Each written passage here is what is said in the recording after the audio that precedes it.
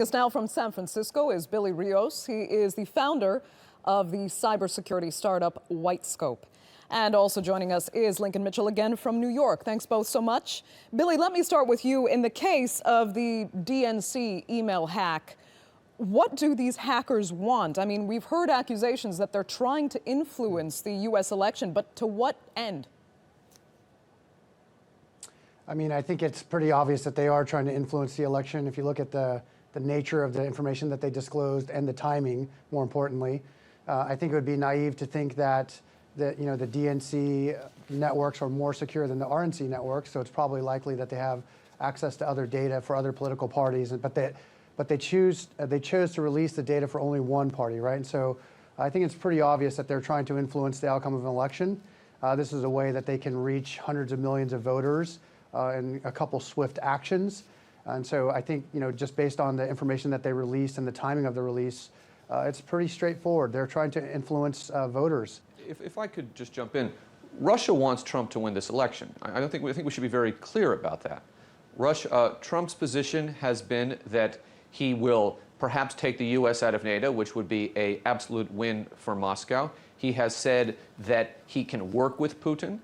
In a way suggesting a friendly relationship. He doesn't seem to understand that for many, Putin is seen as an adversary. He has indicated that he would revisit the question of recognizing an independent Crimea, something that is anathema to most in NATO and certainly to Ukraine.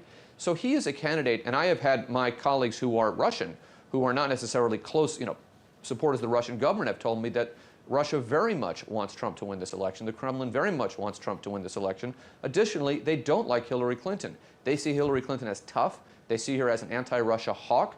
And in fact, in 2011, President Putin, or I think it was then Prime Minister Putin, suggested that Hillary Clinton was behind demonstrations following fraudulent elections in Russia. So it's very clear that Russia has a horse in this race and why they are supporting that candidate. Okay, Billy, let me ask you, do you think strategically, though, it's a bit foolish for Russia and China, Russia in particular in this case, to have exposed themselves for perpetrating these cyber attacks? Shouldn't they have been working a little more discreetly and perhaps save their armory for something much bigger that could really work in their national security interest?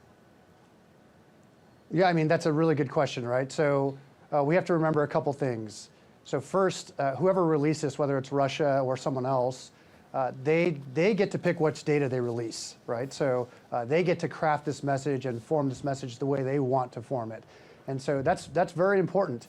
To believe that this is all the data that they have, that's pretty naive. Like I said before, I would say that the network security of the DNC, the Democratic National Convention, is probably, or the committee, is probably the same as the RNC, right? And so to think that the RNC has much better security than the DNC, that's pretty naive.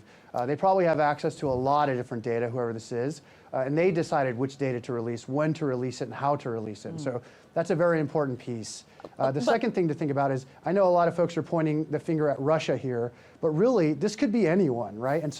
And we're looking at the evidence, and a lot of people are drawing conclusions based on what they've seen, but this could be a non-state-sponsored actor. This could be another state-sponsored actor making this look like Russia. I think the whole point is that you have the ability for a foreign actor, whoever that may be, to influence a U.S. election, right? That's just what happened here. And so whether it's a state-sponsored agency from Russia, whether it's China, whether it's someone else, the fact that an external organization can influence a U.S. election is a big deal, right? So I think eventually we'll figure out who this is and who did this.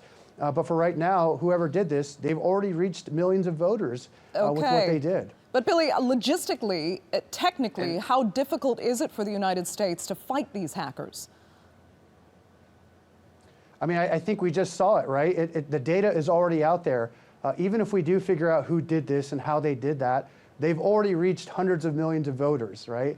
They've already released the data. They've already made it so where it's publicly accessible. Anyone right now with a web browser can go and listen to recorded voicemail messages that were sent to the DNC. They can go read emails that were sent on the DNC network. Anyone can do this. And so even if they figure out who did this and how they did it, the damage is already done. Millions of voters have already been reached. They've already put their message out there. They've already controlled the way that this data has been released, and you can't take it back. It's not like you can say, okay, we're going to shut off the internet for a while and try to remove all. It's over. Anyone that wants to listen to these voicemails or read the emails, they can do so whenever they want. Lincoln, go ahead.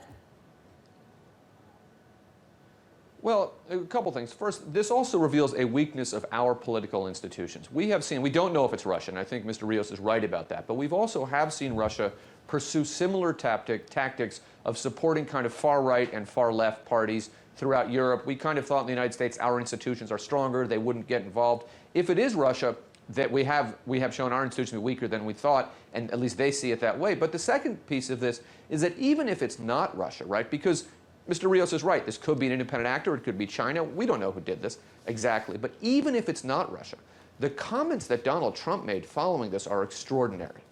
That he would invite a foreign power to release more data, perhaps to hack more, is unprecedented. This is the most important national security issue to come up in the context of a political campaign, at least in my lifetime. Lincoln Mitchell and Billy Rios, we're going to have to leave it there. Thank you both so much for joining us on the Newsmakers.